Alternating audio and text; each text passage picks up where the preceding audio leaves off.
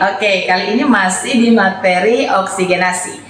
SPO yang akan kita pelajari adalah latihan batuk efektif. Nah, ingat kemarin kita sudah belajar mengenai SPO di oksigenasi, yaitu latihan nafas dalam. Jadi saya akan mengajarkan kalian atau mencontohkan bagaimana latihan batuk efektif dengan tetap menggunakan metode nafas dalam kemarin. Makanya kalau penasaran bagaimana nafas dalam sehingga mudah untuk melaksanakan batuk efektif, nonton video yang sebelumnya ya. Oke, latihan batuk efektif itu definisinya adalah melatih kemampuan batuk secara efektif untuk membersihkan faring, trakea, dan bronkus dari sekret ya atau benda asing yang ada di jalan nafas seperti itu.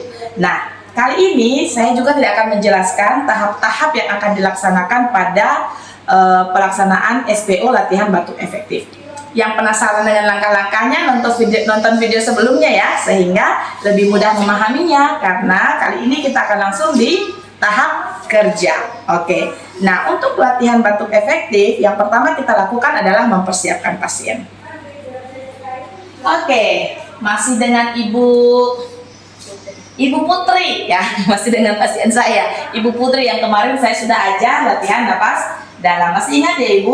Oke, baik. Kali ini karena Ibu bilang lendirnya susah keluar, saya akan ajarkan bagaimana cara mengeluarkan lendir, namanya batuk efektif.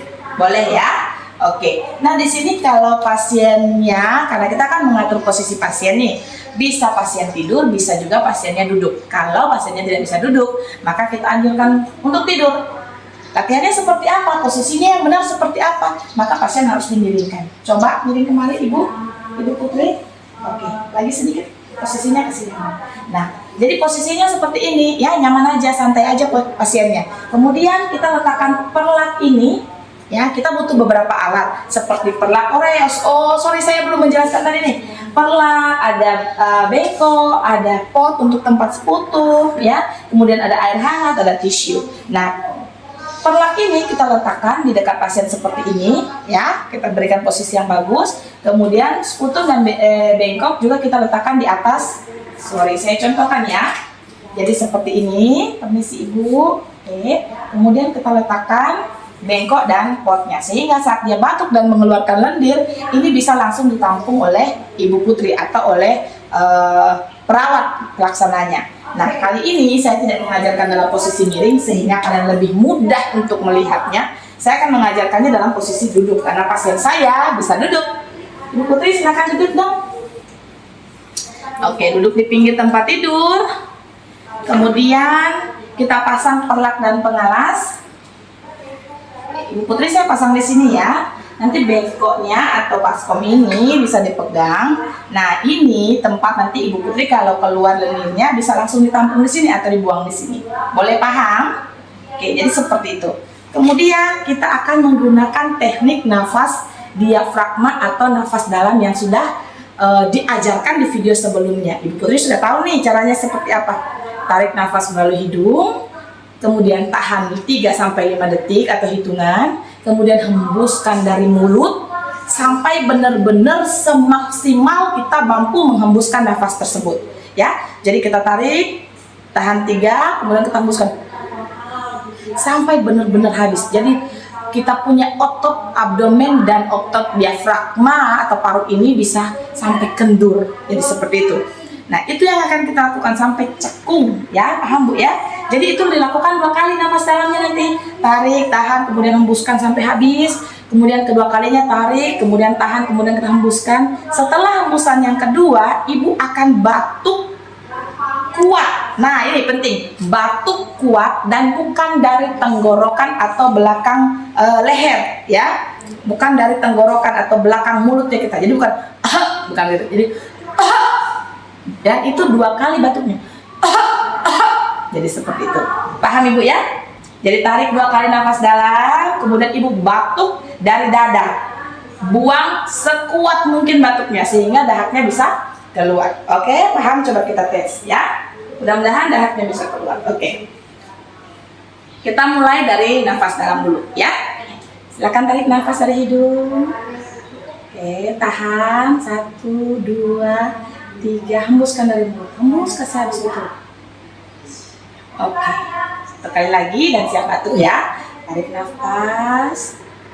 Tahan ya. 1, 2, 3. Hembuskan sampai habis. Oke. Coba ibu batuk. Batuknya 2 kali. Oke. Coba kita ulang ya. Dan batuknya itu yang kuat dari dada. Paham ya? Oke, coba. Oke, lepas saja. Tarik nafas. Tahan. 1, 2, 3. Hembuskan sampai habis maksimal. Oke. Satu kali lagi. Lambat. Tarik nafas. Tahan. 1, 2, 3. Hembuskan. Oke, coba batuk yang kuat. Oke.